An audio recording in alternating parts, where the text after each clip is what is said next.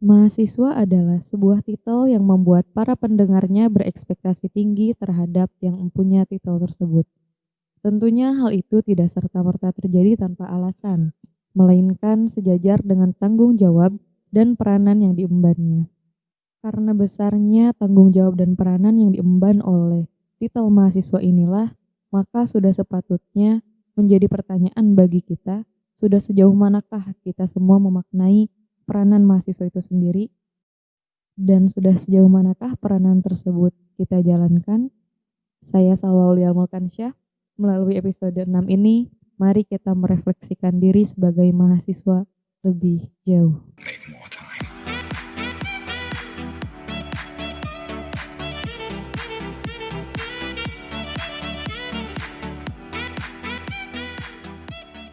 Ya, gimana kabarnya para pendengar semua? Saya harap dalam kondisi yang sehat jasmani, rohani, serta akalnya untuk sama-sama kita berdialektika melalui podcast ini. Sesuai dengan yang telah diutarakan di prolog tadi, pada episode 6 ini kita akan membahas lebih jauh terkait apa itu mahasiswa dan bagaimana peranannya. Untuk membahas hal tersebut, saya sudah bersama dengan kedua orang rekan saya, yaitu Kang Wihan selaku Ketua Pelaksana PKMP 2020 dan Kang Zamzam selaku Ketua Pelaksana Ombus 2020. Gimana nih kabarnya Kang Zamzam dan Kang Wihan? Alhamdulillah baik. Kabarnya alhamdulillah baik, walaupun sedang masa sulit seperti ini, tapi ya cukup produktif lah gitu, apalagi dengan podcast, lalu ada kesibukan di departemen juga gitu. Tapi tadi setelah sedikitnya diintroduce gitu ya, dengan kata PKMP dan juga Ombus, mungkin itu malah tidak baik-baik saja sepertinya Jam ya. Malah kita ingat lagi banyak PR gitu ya, yang harus diselesaikan gitu sih Sal. Berarti sekarang kesibukan yang digarap mungkin persiapan ke Ombus dan PKMP itu sendiri ya? Iya lebih gitu sih. Nah, karena ini podcast memang dikhususkan untuk maba gitu ya, khususnya gitu ya. Nah, jadi mungkin bisa sedikit dijelaskan Ombus itu apa sih dan PKMP itu apa? Mangga Kang Zamzam. Ombus itu sendiri merupakan singkatan dari orientasi mahasiswa baru Universitas Siliwangi. Mungkin lebih dikenalnya dengan PKKMB atau pengenalan kehidupan kampus mahasiswa baru. Ombus itu sendiri merupakan suatu kegiatan awal bagi para mahasiswa baru untuk mengenal lingkungan kampus yang nantinya akan menjadi tempat mereka mengembangkan potensi baik itu secara akademik maupun non-akademik. Jadi bisa dibilang Ombus itu sendiri merupakan salah satu sarana untuk mentransisikan dari yang tadinya seorang siswa menjadi mahasiswa. Kalau buat PKMP itu sendiri singkatannya pengembangan kreativitas mahasiswa pertanian gitu. Yang dimana ini tuh bisa dibilang langkah selanjutnya dalam pengkaderan formal di Fakultas Pertanian setelah Ombus tadi yang sudah dijelaskan oleh Kang Jam-Jam gitu. PKMP itu intinya sederhananya itu seperti mabim lah atau masa bimbingan yang butuh proses lama, ya intinya seperti itu. Lalu kalau untuk pengertian secara istilahnya, PKMP itu merupakan pelaksanaan pembinaan bagi calon mahasiswa baru Fakultas Pertanian Unsil yang dikoordinasikan oleh Badan Eksekutif Mahasiswa khususnya Departemen Keorganisasian sih, ya gitu sih. Jadi intinya nanti semua minatnya itu diwadahi gitu ya di sana Ya dan gitu. dilatih gitu ya. Gitu. Nah, mudah-mudahan persiapannya lancar ya Kang Wihan dan Kang Zamzam. Sebelum ke pembahasan, mungkin para pendengar harus mengetahui terlebih dahulu gitu ya, mengapa pada akhirnya narasi mahasiswa ini diangkat di podcast episode 6. Hal ini berangkat dari kenyataan bahwa mengenal diri sendiri itu adalah hal yang sangat fundamental. Mengapa dikatakan demikian? Karena ketika seorang manusia tidak mengenal dengan baik apa itu manusia dan siapa itu manusia, maka tidaklah mungkin manusia tersebut bisa menjadi versi terbaik dari dirinya. Begitupun dengan mahasiswa. Ketika seorang mahasiswa tidak mengenal dengan baik esensi dari mahasiswa itu sendiri, maka tidak mungkin pula mahasiswa tersebut bisa menjadi mahasiswa yang baik. Dari sanalah narasi mahasiswa ini dianggap menjadi penting gitu untuk dibahas lebih jauh melalui podcast ini. Pada akhirnya diharapkan melalui podcast ini kita semua selaku mahasiswa dapat mengevaluasi diri gitu ya, memuhasabah diri, sudah sejauh mana sih kita mengenal peranan mahasiswa itu dan sudah sejauh mana kita mengaplikasikannya gitu. Langsung saja mungkin ya, tamparan pertama atau evaluasian pertama saya layangkan pada Kang Wihan. Kalau menurut Kang Wihan sendiri, kenapa sih narasi mahasiswa ini menjadi penting untuk dibahas bersama-sama melalui podcast ini? Sebelumnya terima kasih ya tamparannya gitu, cukup menampar sekali Iya. gitu. Boleh curhat dulu gak sih? Silakan. Jadi gimana ya, tadi kan ada kata-kata fundamental ya atau Iya. kata-kata yang mendasar gitu. Jadi saya sedikit teringat gitu bahwa karena pembahasan kita saat ini adalah pembahasan tentang mahasiswa yang dimana itu adalah hal yang sangat fundamental sekali, sangat mendasar sekali, sangat umum sekali. Iya. Jadi jujur sulit sekali gitu ya untuk benar-benar kita mengkaji ataupun membahas tentang hal ini gitu. Berbeda saat kita di episode 2 kemarin mungkin ya di Iya. yang apa kemarin? Demokrasi Demokrasi dihianati. dihianati kan itu kan kita lebih ke menguraikan pemikiran-pemikiran dari pemerintah, lalu Iya. menguraikan tentang demokrasi itu kan mudah sekali ya dari segi sumber, dari segi apapun itu. Bahkan saat kita mungkin baru bangun tidur lalu pergi ke warung gitu dan kita mengobrol dengan penjaga warungnya pun ada kemungkinan besar untuk menceritakan tentang jeleknya negeri ini gitu ya. Keresahan beliau gitu ya. Keresahan beliau gitu. Jadi kita bisa mendapatkan banyak referensi dimanapun gitu. Bukan hanya dari internet atau bukan hanya dari literatur yang jelas gitu. Nah, ngomong-ngomong tentang itu, mahasiswa itu kan gimana ya ngejelasinnya? Intinya tuh ini pembahasan yang sulit untuk kita bahas, untuk kita bedah, untuk kita kaji.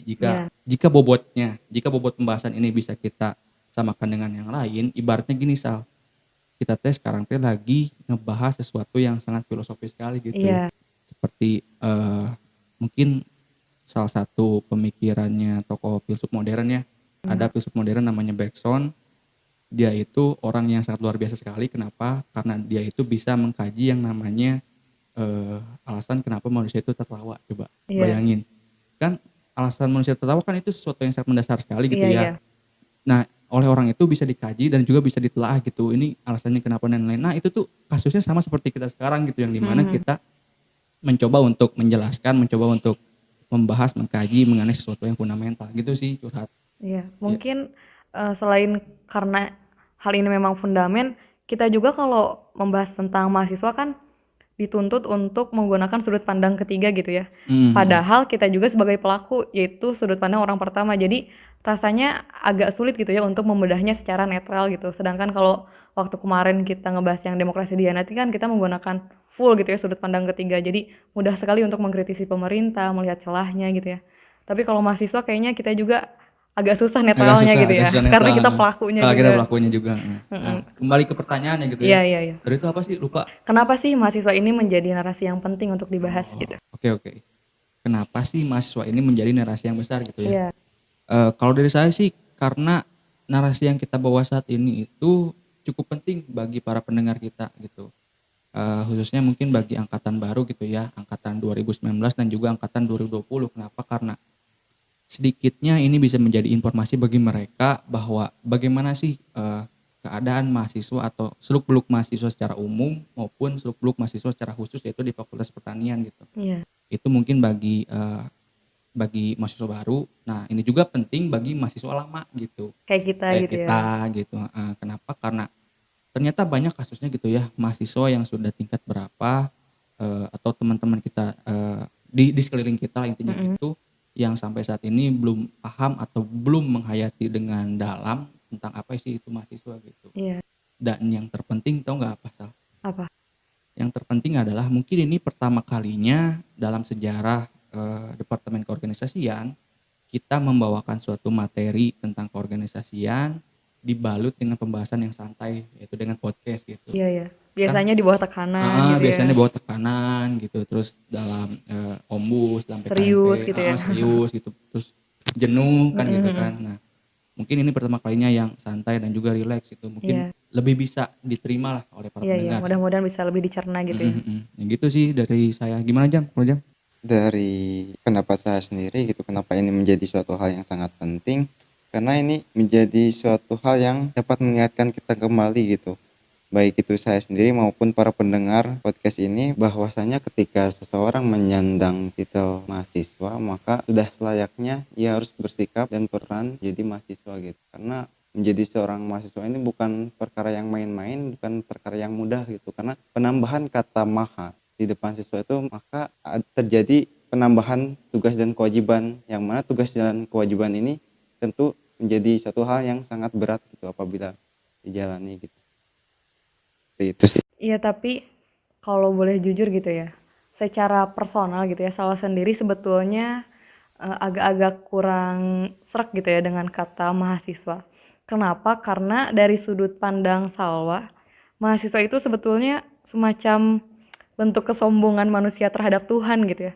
Kenapa? Karena sudah jelas bahwa yang memiliki maha itu hanyalah Tuhan yang Maha Esa gitu ya. Tapi berani-beraninya gitu kita hanya karena kita menjadi siswa yang paling tinggi, yaitu di perguruan tinggi, menambahkan titel Tuhan tersebut di depan titel kita, yaitu siswa gitu. Itu kalau secara personal, tapi ya let's say di podcast episode 6 ini mari kita sebut saja bahwa kita itu mahasiswa gitu ya. Kita mahasiswa.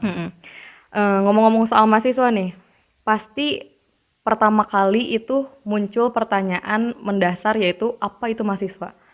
Waktu Salwa beralih gitu ya dari siswa menjadi mahasiswa, dan mungkin sekarang juga sedang dirasakan oleh mahasiswa baru gitu ya, angkatan 20, mungkin sama-sama ada satu pertanyaan besar tersebut gitu, apa sih itu mahasiswa? Sampai oleh Kating sering sekali digadang-gadangkan bahwa kalian itu titelnya sudah bertambah, ada mahanya gitu. Seakan-akan ekspektasinya tuh tinggi gitu. Nah, mungkin bisa dijabarkan terlebih dahulu oleh Kang Zamzam, sebetulnya apa sih Kang mahasiswa itu? Mahasiswa itu apabila dibahas secara etimologi gitu, terdiri dari dua kata, yaitu maha dan siswa. Saya mengambil sumber dari KBBI bahwasanya maha itu berarti sangat, amat, besar, dan lain-lain. Sedangkan siswa itu murid. Apabila digabungkan menjadi mahasiswa, maka akan mempunyai arti, yaitu mahasiswa merupakan sebutan bagi orang-orang yang sedang menempuh pendidikan tinggi di perguruan tinggi. Nah, kalau dari Kang Wihan sendiri gimana Kang? Mungkin sedikit menambahkan ya dari Zamzam gitu. Secara etimologi betul ya, secara bahasa ini tuh. Kalau dari saya sih mungkin penting gitu ya kita mengenal sesuatu itu mulai dari yang paling dasar gitu, yaitu dari kata itu terbentuk, yaitu dari kosakatanya gitu. Kenapa? Karena jika kita ingin melakukan suatu perjalanan penghayatan yang panjang terhadap suatu makna, maka perlunya kita mengenali makna itu dari kosakatanya gitu.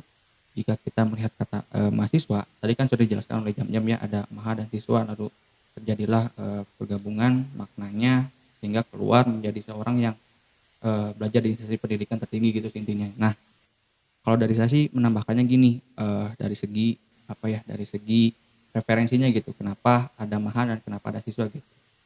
Kalau setahu saya gitu ya, atau dari yang referensi saya bawa, maha itu berasal dari Sanskerta yang artinya itu mirip juga seperti yang dari KBBI yang tadi sudah Zamzam jelaskan, bahwa ya itu besar dan lain-lain gitu.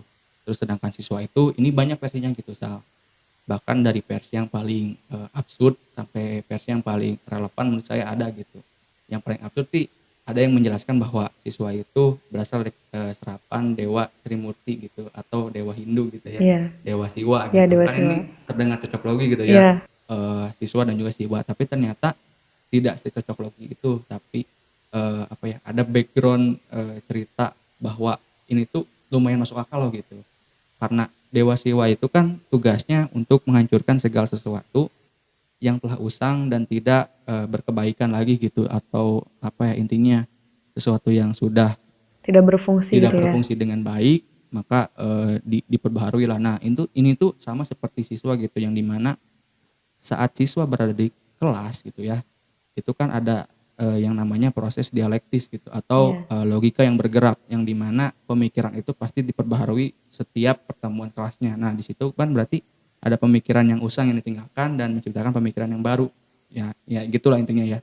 Terus yang referensi yang kedua saya dapatkan dari bahasa Jawa gitu, Nah, ini lumayan loncat kan ya dari India, dari dewa gitu ya. dari dewa, dari Hindu sekarang ke Jawa gitu. Kalau dari Jawa sih gini, jadi ada salah satu kosakata di Jawa itu yang disebut sebagai wasis gitu. Wasis itu artinya adalah orang yang telah telah tercukupkan oleh pendidikan, atau orang yang udah pinter lah, simpelnya gitu.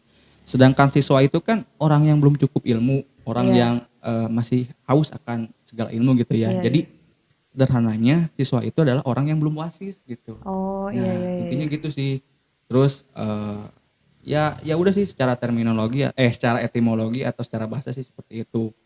Nah, tapi saya rasa kurang afdal gitu ya jika kita hanya membahas dari segi bahasa atau dari segi etimologi gitu. Iya. Langkah baiknya kita lanjutkan ke terminologinya gitu. Nah, untuk pembahasan secara istilah di sini saya membawa referensi yang paling keren yaitu dari Peraturan Pemerintah Republik Indonesia Nomor 30 Tahun 1990. Nah, peraturan pemerintah ini menyebutkan bahwa yang namanya mahasiswa itu adalah peserta didik yang terdaftar dan belajar di perguruan tinggi tertentu. Nah, intinya seperti itu sih secara istilah. Tapi perlu nggak sih Sal kita mengutarakan pendapat kita sendiri gitu secara istilah? Perlu. Perlu. Biar makin banyak sudut pandang. Perlu nih. Iya. Gimana nih kalau menurut pribadi Kang Wihan? Oke, kalau menurut saya pribadi sih mahasiswa itu lebih kepada sebuah kutukan gitu Sal.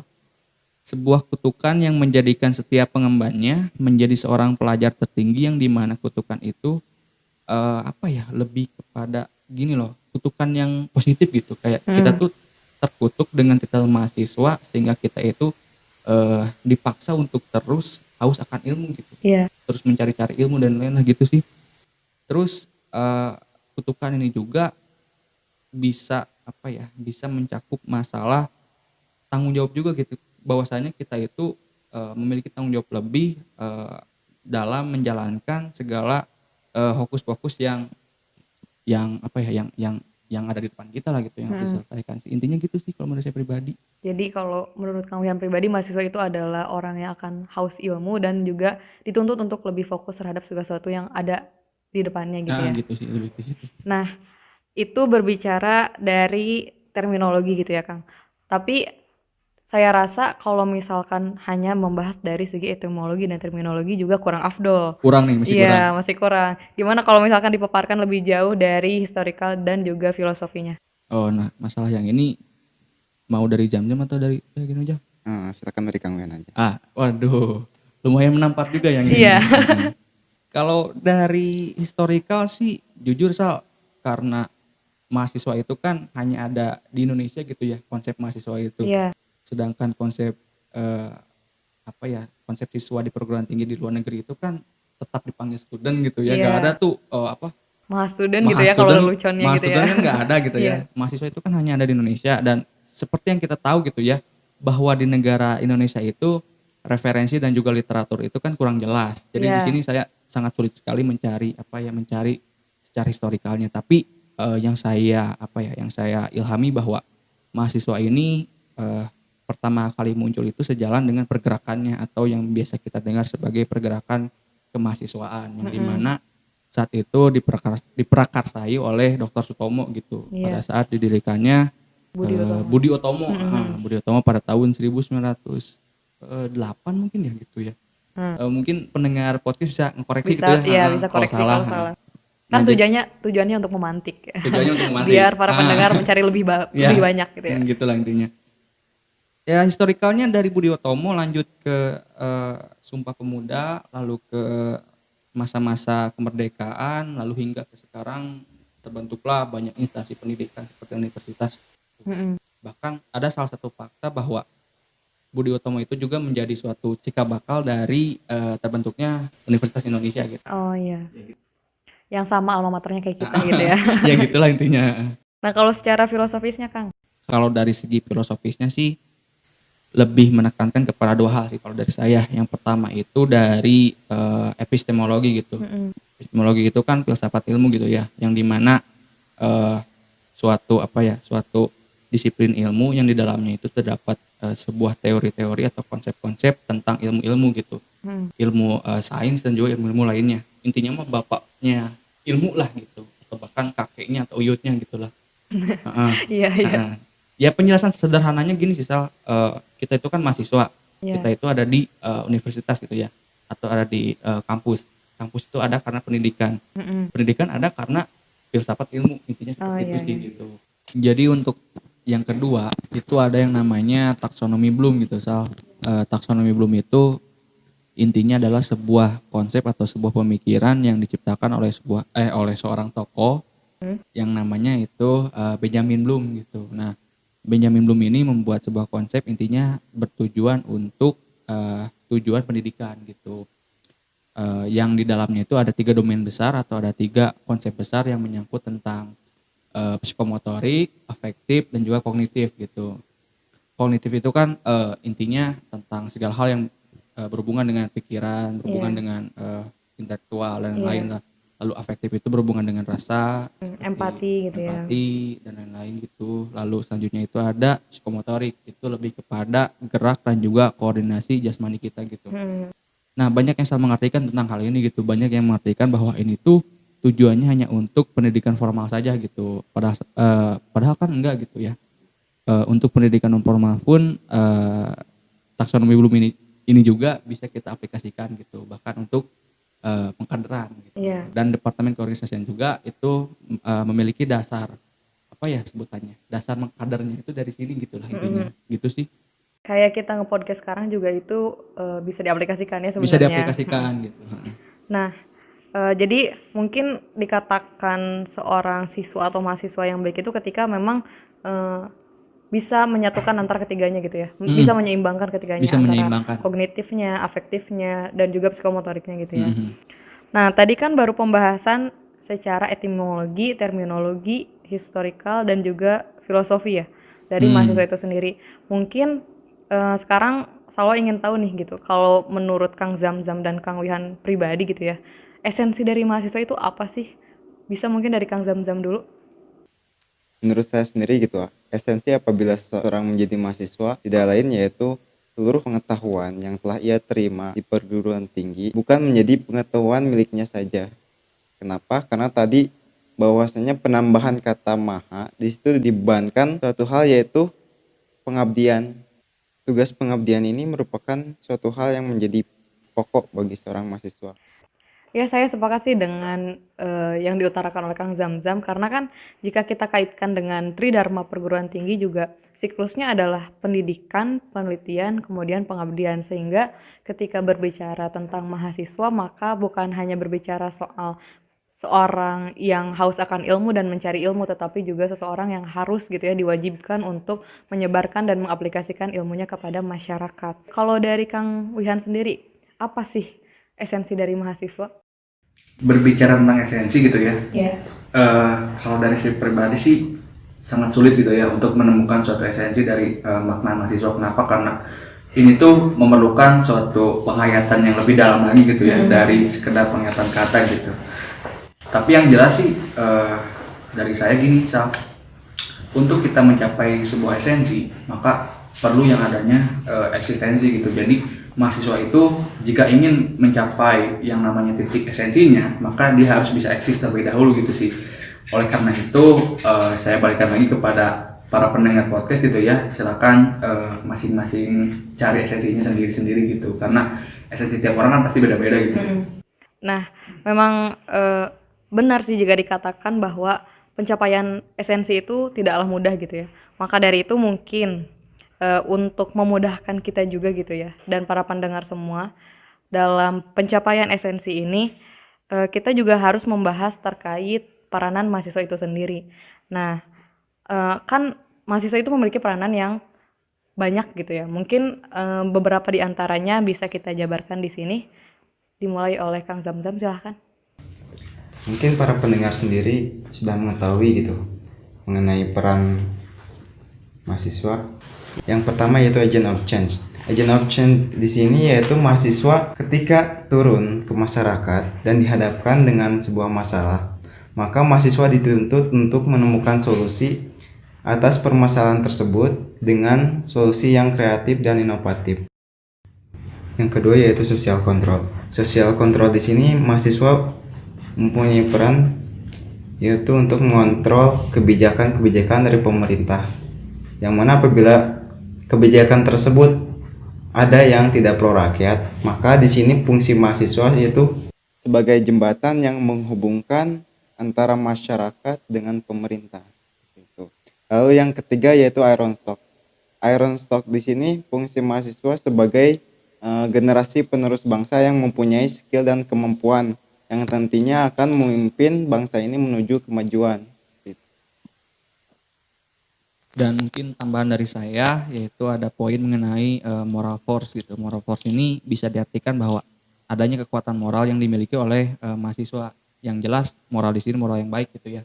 Di mana ini sebagai acuan dasar dalam berperilaku seperti bagaimana cara kita bersikap, cara kita berbicara, bahkan jika kita berbicara tentang moral gitu ya Sal, bukan hanya perilaku saja atau habit saja, tapi lebih ke bagaimana cara kita berpikir saja itu harus kita atur atau harus kita Iya, jadikan moral itu sebagai acuan gitu. iya, iya.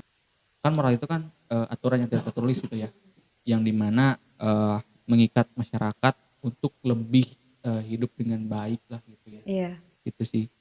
Yang dimana pada saat ini gitu ya, intelektualitas kita dituntut untuk memiliki kekuatan moral yang mengarahkan kita untuk hidup bermasyarakat dengan baik, itunya. Jadi intinya moral force itu berarti Ah, ketika intelektual dengan moral itu adalah sejajar gitu ya.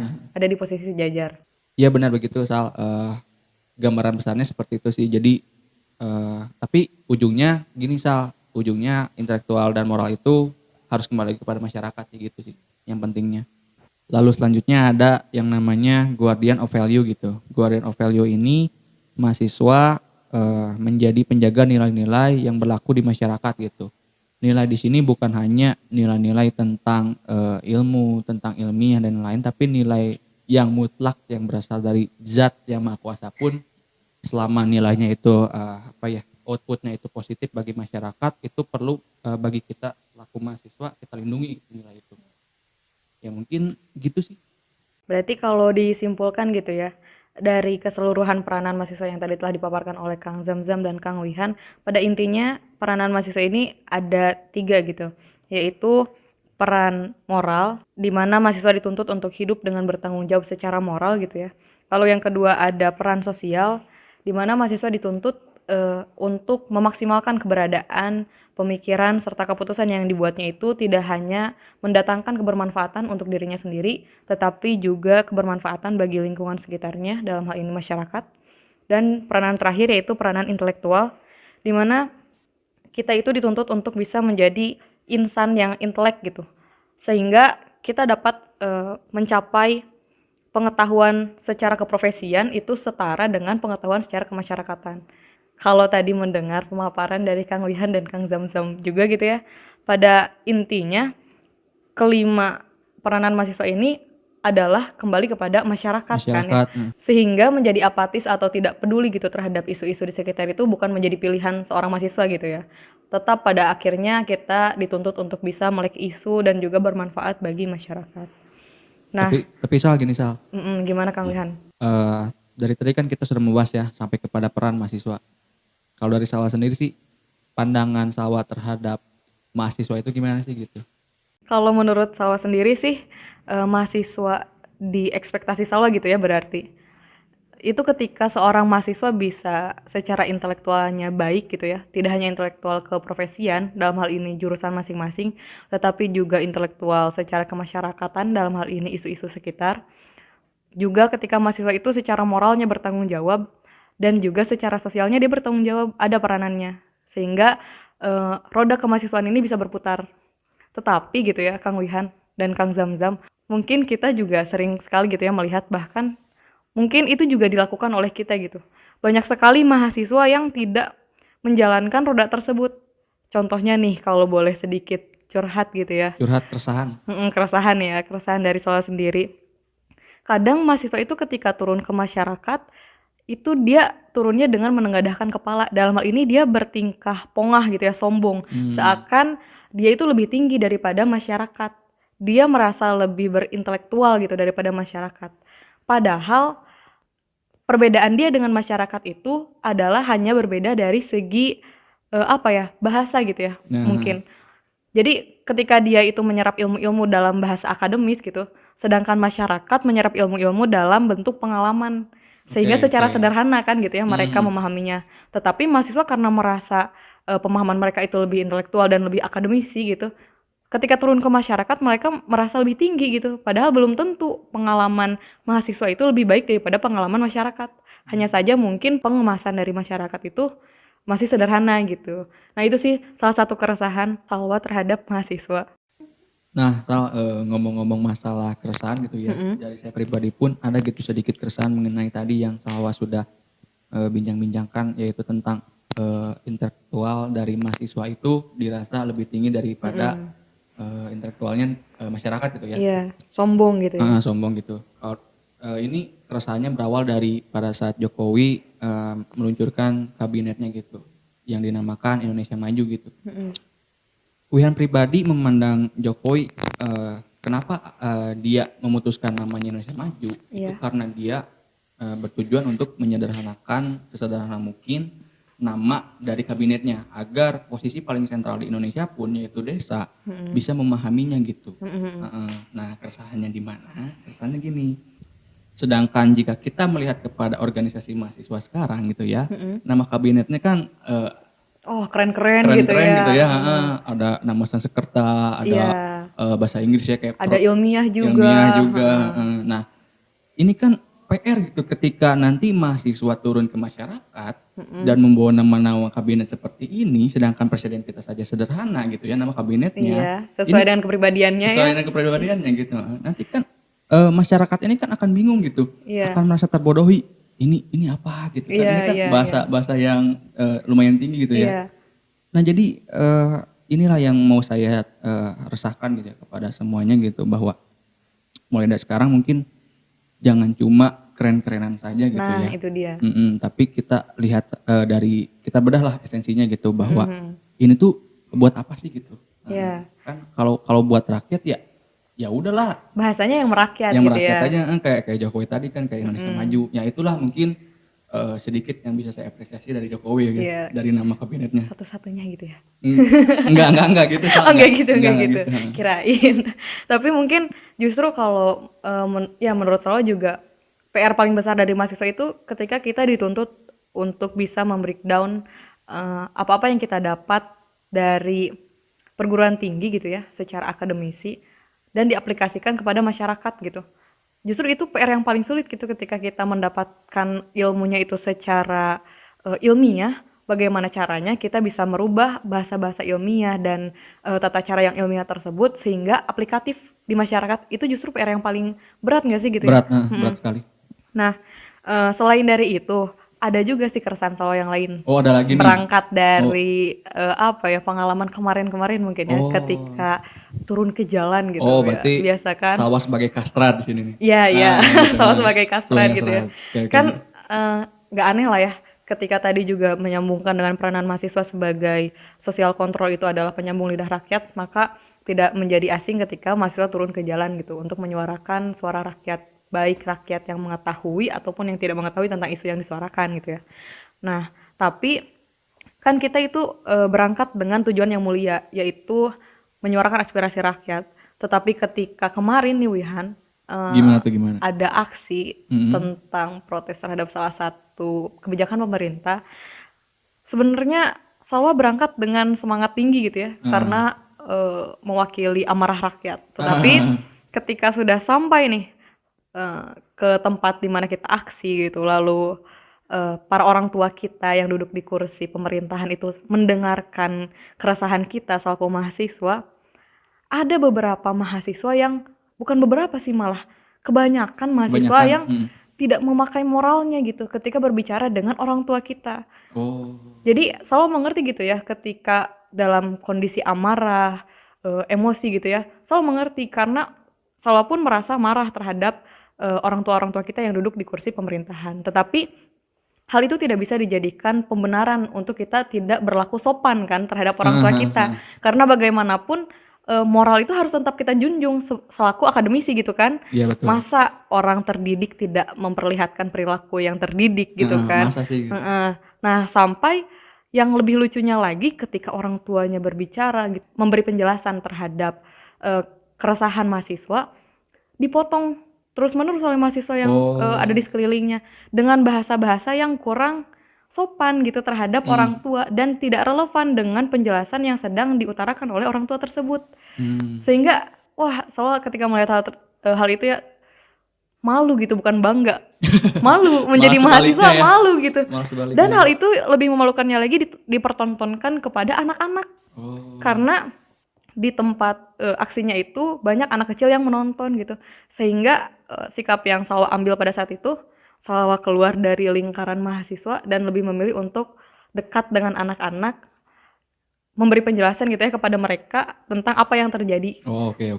apa yang baiknya dan apa yang buruknya, agar ketika nanti mereka itu menjadi generasi penerus kita gitu ya, duduk di bangku perguruan tinggi, tidak mengulangi kesalahan rekan-rekan kita yang memalukan gitu ya. Salah harapnya kayak gitu. Itu salah satu keresahan sih, salah satu bukti juga bahwa ternyata masih banyak mahasiswa yang tidak mensejajarkan gitu intelektualitasnya dengan moralitasnya gitu. Sangat disayangkan. Nah, kalau Wihan sendiri sih nyebut mahasiswa yang seperti itu dengan sebutan ideologis barbarisme gitu ya. Gimana tuh? Karena ya menunjukkan kebarbarannya gitu ya. Iya. Nah, kan gini Sal ya, yang namanya universitas itu secara filosofis itu berarti sebuah instansi yang dimana fungsinya itu untuk membatalkan argumen pemerintah gitu ya. Yang dimana di sini berarti pemikiran kita atau ranah kognitif kita berperan lebih jauh Banyak lah, gitu ya. lebih banyak lah dibandingkan barbarnya tadi gitu ya. Iya. Bahkan ya barbar boleh, tapi barbar yang tidak bermoral ya tidak boleh gitu Iya. ya. Gitu. Nah, jadi kalau saya pribadi memandang tadi keresahan Salwa sih, substansi yang disampaikan oleh mahasiswa ini kepada pemerintah itu benar ya. Maksudnya Iya. secara substansi benar. Tapi menurut saya agak cacat secara prosedur saja. Dalam artian cacat dalam mahasiswa itu menyampaikannya gitu. Iya, iya. Gitu sih. Tapi mungkin ini juga harus diketahui juga sama Kang Zamzam dan Kang Wihan gitu ya. Ada yang paling lucu dari kejadian aksi kemarin selain tidak bermoralnya perilaku mahasiswa kebanyakan gitu ya yang sedang aksi.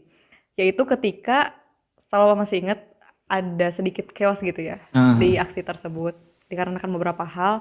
Tetapi yang lucunya masih ada mahasiswa yang menyempatkan diri untuk berfoto Berfoto. dengan latar belakang asap dari perkeosan tersebut.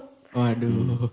Itu di depan mata Salwa sendiri dan Salwa melihatnya langsung ya kalau secara kasar gitu ya, serasa ingin membuka alma maternya dan udah kamu ke pinggir jalan aja gitu. Malu-maluin gitu soalnya. Maksudnya gini, mungkin tadi ketika Kang Wihan berbicara untuk mencapai esensi itu kita harus mencapai terlebih dahulu eksistensi. Tapi Salwa rasa gitu ya, yang dimaksud oleh Kang Wihan jelas bukan eksistensi yang seperti itu kan. Bukan. Nah kan, jadi ya itu bukan ke eksistensi, itu lebih ke konten gitu jatuhnya. Jadi patut dipertanyakan kembali. Sebetulnya ketika mahasiswa ini turun ke jalan atau apapun itulah yang berhubungan dengan masyarakat ya, mau itu audiensi online mungkin atau apapun lah, pergerakan apapun yang berhubungan dengan masyarakat, seharusnya dipertanyakan kembali, sudah betul niatnya semuanya? Atau justru memang hanya menumpangi kegiatan tersebut untuk eksistensi dalam hal tadi gitu ya, konten gitu, lalu atau hanya untuk meluapkan amarah dengan tidak terkontrol, kan justru itu mencoreng nama baik mahasiswa sendiri. Nah, mungkin di situ sih letak podcast ini sebagai tamparan bagi mahasiswa yang sudah lama gitu ya. Selain tamparan untuk mahasiswa baru yang belum mengenal apa itu mahasiswa, podcast ini juga berperan sebagai refleksi untuk mahasiswa seperti kita. Karena ya kejadian-kejadian tersebut itu lebih memalukan daripada mahasiswa baru yang belum tahu apa itu esensi mahasiswa gitu. Ya melihat dari pengalaman Salwa tadi gitu ya, ketika aksi, Salwa jadi teringat kembali ketika aksi beberapa bulan yang lalu, ketika anak-anak SMK turun juga ke jalan dengan dalih membela kakak-kakak mereka yang sehari sebelumnya juga turun ke jalan. Nah, itu kan kurang lebih sama ya, anak-anak SMK turun dengan gaya siswanya, terutama SMK, kebarbarannya gitu ya. Lalu ketika aksi kemarin yang paling baru, Salwa melihat juga mahasiswa itu sama kalau kata Kang Wihan dengan ideologi yang barbar gitu ya, barbarisme. Maka muncul pertanyaan, apa sih sebenarnya perbedaan antara siswa dan mahasiswa ketika saat ini cara mereka membela rakyatnya pun sudah sama gitu. Mungkin bisa dijabarkan. Jadi setelah saya analisis banyak tentang perbedaan siswa dan mahasiswa, ternyata yang berubah secara signifikan itu lebih kepada diri mahasiswanya sendiri gitu, Zal. Kenapa? Karena di sini adanya, kalau kita sebut bahasa biologis gitu ya, adanya metamorfosa dari siswa menjadi mahasiswa gitu. Dalam artian bukan hanya statusnya saja yang berubah, bukan hanya titelnya saja yang bertambah, tapi di situ juga ada proses pendewasaan gitu ya dari diri masing-masing mahasiswanya gitu.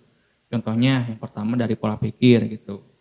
Yang asalnya kita dulu saat menjadi siswa itu labil, lalu pasif dan juga kurang berani lah dalam mengutarakan sesuatu. Saat kita menjadi mahasiswa tentu saja kita menjadi lebih dewasa lah, artinya menjadi lebih proaktif, lalu kritis, lalu peka dan juga kadang-kadang buat saya pribadi sih merasa sedikit visioner lah gitu. Dan untuk yang selanjutnya itu jika kita lihat dari aspek prioritasnya gitu. Saat dulu kita menjadi siswa, kita itu hanya memprioritaskan nilai dan juga tugas saja gitu. Ini siswa yang pada umumnya gitu ya, bukan yang ekstrim aktif gitu. Tapi setelah kita menjadi mahasiswa kan prioritas kita kan bukan hanya itu, bahkan bergesernya jauh sekali gitu ya. Ada banyak prioritas-prioritas baru yang ya spontan aja timbul gitu saya. Tahu juga kan pasti merasakan gitu ya. Seperti mungkin prioritas akan organisasi, prioritas akan kegiatan di luar kampus, prioritas akan komunitas, lalu bisnis gitu juga dan lain-lain lah gitu. Sudah mulai kompleks gitu ya. Bahkan kompleks, bahkan yang paling kompleks masalah romantisme juga kan sudah mulai terbangun gitu. Nah, yang selanjutnya itu dari aspek keaktifan gitu. Tadi kan balik lagi aktif dan proaktif gitu. Kalau saya memandangnya saat siswa dulu ini kita itu lebih ikut-ikutan gitu dalam artian teman kita misalnya ingin aktif di eskul ini kita ikut gitu. Dengan alasan jika kita mengikuti eskul yang lain kan kita tidak ada teman. Padahal mungkin minat kita di ekskul yang lain gitu ya. Gitu. Nah, sedangkan kita saat menjadi mahasiswa kayaknya ada sesuatu yang muncul di tubuh kita ya yang tidak bisa saya jelaskan gitu ya. Karena ini ilmiah sekali. Nah, yang tiba-tiba yang dimana ya udah gitu prioritas kita ya spontan aja kita temukan gitu. Itu sih masalah keaktifan gitu. Lalu selanjutnya itu lebih kepada jika dulu kita siswa itu lebih diarahkan dan juga lebih terstruktur dari segi SMA-nya. Dalam artian gini waktu kita SMA kan kita tidak terlalu banyak berusaha lah atau tidak terlalu banyak dalam berupaya gitu. Karena kita terkekang lah oleh keadaan SMA gitu. Sedangkan kita saat sekarang jadi mahasiswa kan bisa berbicara banyak, bisa berperilaku banyak, bisa berpikir banyak dan lain. Ya itulah mungkin perubahan-perubahan dari siswa ke mahasiswa yang saya sadari betul dari segi mahasiswanya itu sendiri sih. Kalau dari Kang Zamzam sendiri nih, bagaimana memandang perbedaan antara siswa dengan mahasiswa? Sebenarnya dari saya sendiri gitu nggak jauh beda dari apa yang dikatakan dari Kang Wihan. Bahwasanya di sini lebih ke pendewasaan diri gitu. Yang pertama yaitu mahasiswa lebih berpikir secara rasional. Artinya di sini dalam memecahkan masalah dia akan mengambil tindakan yang logis atau masuk akal. Mulai matang gitu ya berpikirnya. Yang kedua yaitu mahasiswa itu lebih kritis. Jadi di sini ketika mahasiswa itu mendapatkan suatu hal, maka dia akan lebih mempertanyakan kredibilitas suatu hal tersebut. Yang ketiga yaitu mahasiswa lebih ke orientasinya ke masa depan. Artinya di sini mereka memikirkan betul apa yang akan mereka jalani di masa depan nanti gitu. Mungkin karena itu juga mahasiswa mulai berani mengambil keputusan-keputusan hebat gitu ya dalam hidupnya. Yang tadi dikatakan oleh Kang Wihan. Lalu di sini ada lagi perubahan yaitu mahasiswa lebih berani bertindak dan berani bersuara. Jadi tadi seperti yang sudah dikatakan bahwasanya mahasiswa ini lebih proaktif. Jadi lebih kritis terhadap keadaan di lingkungannya gitu. Yang kelima itu saya kira mahasiswa itu lebih mandiri. Mandiri di sini dapat dikatakan bahwasanya dapat memikirkan sendiri suatu hal yang menjadi baik bagi diri mereka sendiri gitu. Jadi seperti itu. Mulai berani melihat mana yang berpengaruh untuk hidupnya dan mana yang tidak gitu ya. Sehingga wajar apabila melihat kultur mahasiswa tingkat individualitasnya itu mulai tinggi gitu ya. Beda kayak waktu SMA lulus harus bareng gitu ya, masuk bareng, lulus bareng. Ketika kuliah kan tidak seperti itu ya, semua bertanggung jawab atas pilihan dan tindakannya sendiri gitu. Nah, mungkin dari tadi kita sudah membahas dari mulai peranan mahasiswa itu yang seharusnya seperti apa atau idealnya seperti apa gitu ya. Kemudian keresahan kita berarti realitanya gitu ya, masih ada mahasiswa yang belum ideal gitu. Kemudian juga kita mengingatkan kembali gitu apa perbedaan antara siswa dan mahasiswa, maka muncul suatu pertanyaan lagi. Apa Jadi tuh? sebenarnya mahasiswa yang ideal itu apa? Oke. Menurut pendapat saya sendiri, mahasiswa yang ideal itu simpel, yaitu mereka yang memahami peran mahasiswa serta mengimplementasikan peran tersebut ke dalam kehidupan sehari-hari. Iya. Gitu. Berarti kesimpulan dari semua yang telah tadi kita utarakan ya. Nah, Kalau dari Kang Wihan sendiri? Kalau dari saya sih mahasiswa yang ideal itu ya intinya sama seperti yang disebutkan oleh Jam-Jam, cuma di sini saya akan berusaha menjawab berbeda gitu ya. Gimana tuh Kang Jadi Wihan? kalau menurut saya mahasiswa yang ideal itu adalah mahasiswa yang menjunjung tinggi semangat Aufklärung gitu. Selalu tahu nggak Apa tuh? Aufklärung? Aufklärung itu adalah bahasa Jerman dari pencerahan. Oh. Jadi dulu abad 18. Oh, Renaissance ya. Renaissance. Iya, iya, iya. Nah, jadi abad ke-18 itu adalah abad pencerahan atau enrichment gitu. Iya, Di iya. mana saat itu ilmu pengetahuan itu mulai objektif dan juga menumbuhkan sebuah kultur kebebasan di tengah masyarakat gitu. Nah, jadi saya ingin mahasiswa itu agar dia bisa menjadi suatu pencerahan gitu bagi masyarakat, bagi lingkungannya dan juga bagi dirinya sendiri sih, Iya. gitu. Dalam artian ya tadi sama memandang ilmu pengetahuan atau ilmu apapun itu ya objektif dan juga kultur-kultur kebebasan, kultur-kultur yang apa ya bisa menumbuh kembangkan mahasiswa itu menjadi lebih baik ya harus ditumbuhkan gitu. Mm-mm. Jadi kalau boleh disimpulkan gitu ya dari jawaban Kang Wihan dan Kang Zamzam itu sendiri, mahasiswa ideal adalah mereka yang bisa menyelaraskan gitu ya antara intelektualnya, moralitasnya, serta sosialnya sehingga kembali lagi menjadi tidak peduli atau menjadi apatis terhadap isu-isu sekitar itu bukan pilihan bagi mahasiswa gitu ya, melainkan adalah sebuah keharusan bagi kita untuk menjadi apa ya problem solver mungkin ya dari isu-isu tersebut gitu. Nah, kita sudah berbicara tentang mahasiswa secara umum gitu ya, baik dari segi filosofisnya, esensinya, peranannya, permasalahannya, dan kemudian idealnya seperti apa. Saya rasa kurang afdol gitu ketika kita berbicara sebagai mahasiswa Fakultas Pertanian gitu ya, tidak mengaitkan antara mahasiswa itu sendiri dengan kultur fakultas kita tercinta. Nah, mungkin bisa dipaparkan sedikit Kang Wihan, kultur Fakultas Pertanian itu seperti apa? Berbicara mengenai kultur di Fakultas Pertanian atau berbicara mengenai kultur di kampus Unsil secara umumnya gitu ya Sal. Kalau dari saya sih lebih ingin mengutarakan kultur yang negatif gitu dengan tujuan membangun hasanah kampus kita lebih baik lagi Iya, gitu iya, kan. gak apa-apa ya. Kembali lagi ini adalah sebuah tamparan gitu Sebuah ya tamparan, buat kita semua. Kalau yang positifnya nanti mungkin bisa disampaikan oleh saudara saya Jam-Jam itu ya. Kalau dari saya sih kulturnya ada satu wabah selain wabah COVID-19 yang saat ini melanda kampus kita. Kalau nggak salah wabah apa? Kayaknya sih udah kebaca ya itu ke arah mana, tapi coba tolong sebutkan Kang Wihan. Baik. Wabah ini intinya hampir semua atau ya sebagian besar lah mahasiswa kita terjangkit oleh wabah ini gitu. Wabah yang menyerang kita tanpa ampun, yang bersarang di lingkungan kampus kita yaitu wabah kedangkalan gitu. Wah, wabah yang serius ya ini. Nah, tapi tolong digarisbawahi gitu. Kedangkalan di sini bukan berarti mahasiswanya gitu, tapi yang ingin saya tekankan atau yang ingin saya tegaskan adalah dangkal dalam aspek budaya kampus sehari-hari. Budaya di sini budaya apa? Gini Sal, idealnya sebuah lingkungan akademisi yang edukatif itu harus mencerminkan produktivitas wacana yang tinggi gitu. Iya. Tidak kering dan juga tidak macet. Atau minimalnya budaya kampus yang memiliki ciri baca, tulis, dan kegiatan diskusi yang terus hidup. Iya. Gitu sih. Jadi Tapi realitanya. Tapi realitanya gitu. Baca terus diskusi hampir sirna, tinggal sedikit atau segelintir mahasiswa saja yang tekun masalah ini gitu. Sehingga dikatakan adanya wabah tadi Ada gitu wabah ya. tadi gitu. Nah maksudnya kesini wabah tadi gitu ya. Iya. Tolong jangan dulu ini. Negatif ya. Negatif. Jadi solusi dari saya, daya pikir kita harus lebih kritis gitu. Kritis di sini bukan hanya sebagai tuntutan kita karena kita mahasiswa, Iya. tapi berpikir kritis juga harus bisa dibawa ke dalam ranah implementasi. Artinya harus kita praktekkan dalam kehidupan sehari-hari gitu. Lalu bagaimana sih caranya gitu agar bisa seperti itu gitu, seperti Iya. solusi yang saya sebutkan barusan.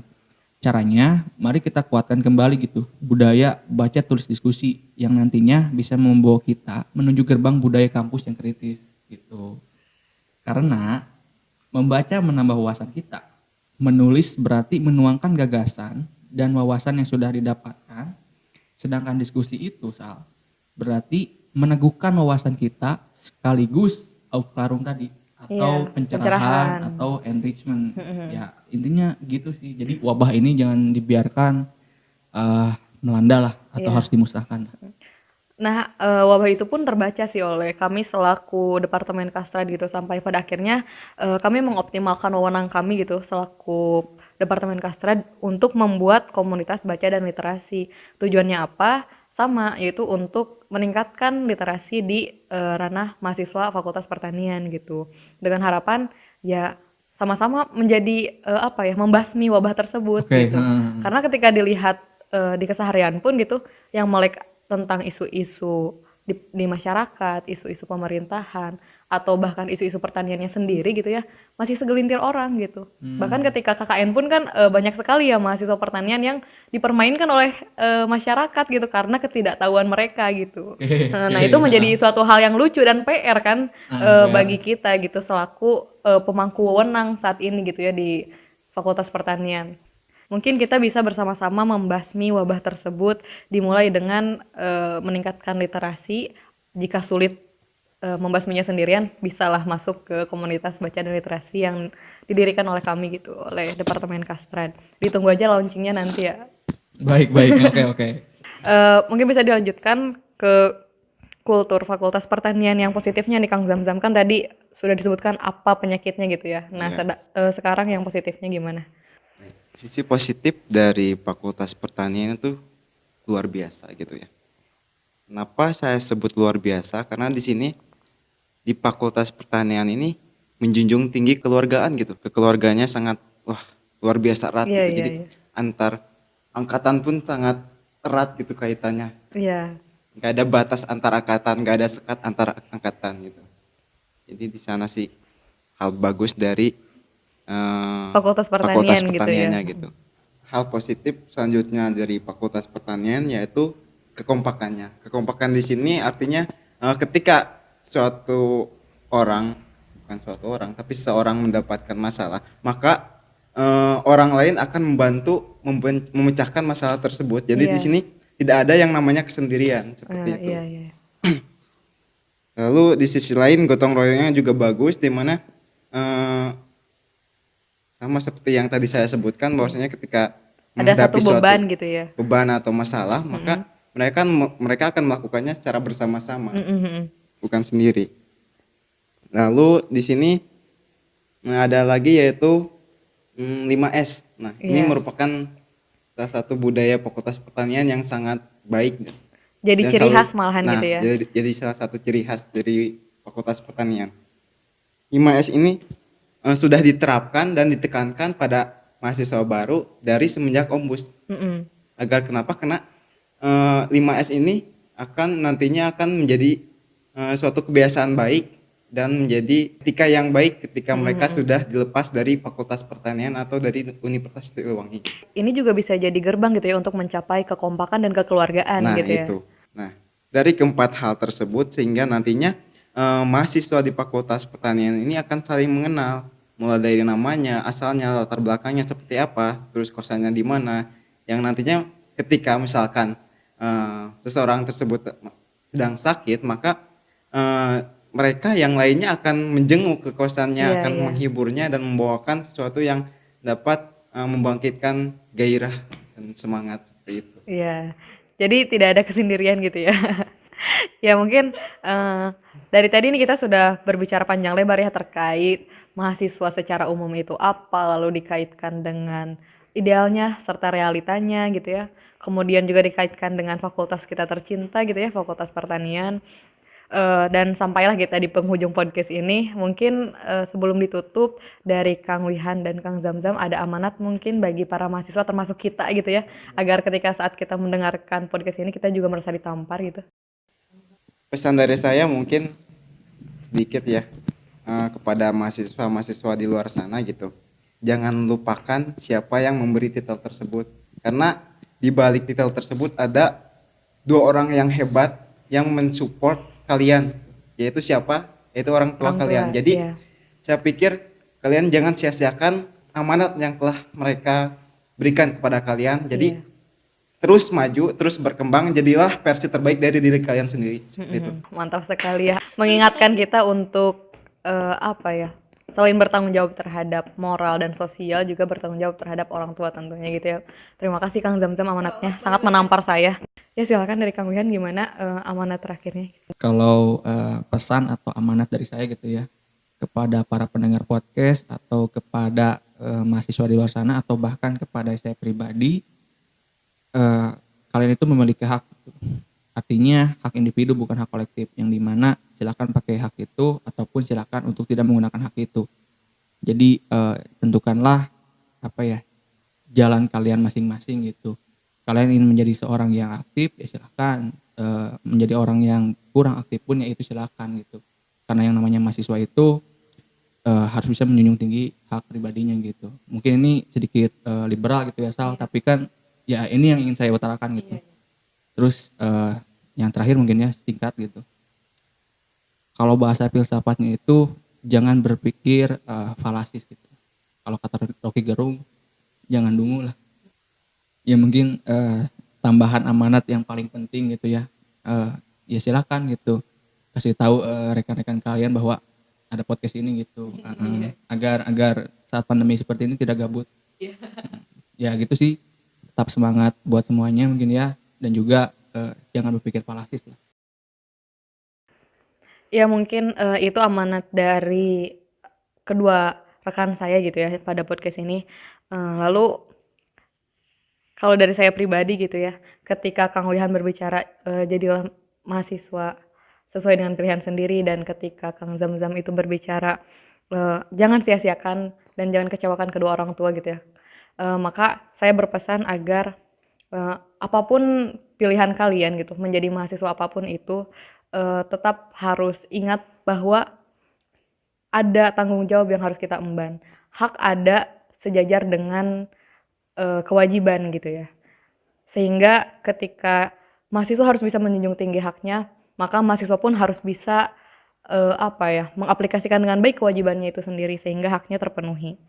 Lalu saya menegaskan kembali, dari awal sudah disebutkan bahwa podcast ini hadir sebagai bahan tamparan bagi semua mahasiswa, termasuk kami bertiga gitu ya di sini sebagai pembicara.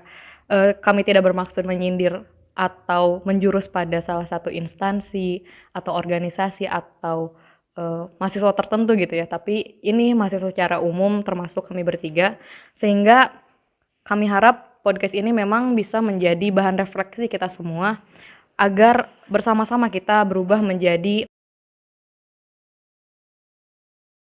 tapi ini mahasiswa secara umum termasuk kami bertiga, sehingga kami harap podcast ini memang bisa menjadi bahan refleksi kita semua agar bersama-sama kita berubah menjadi mahasiswa yang lebih baik lagi dan bersama-sama kita menjadi versi terbaik dari mahasiswa itu sendiri.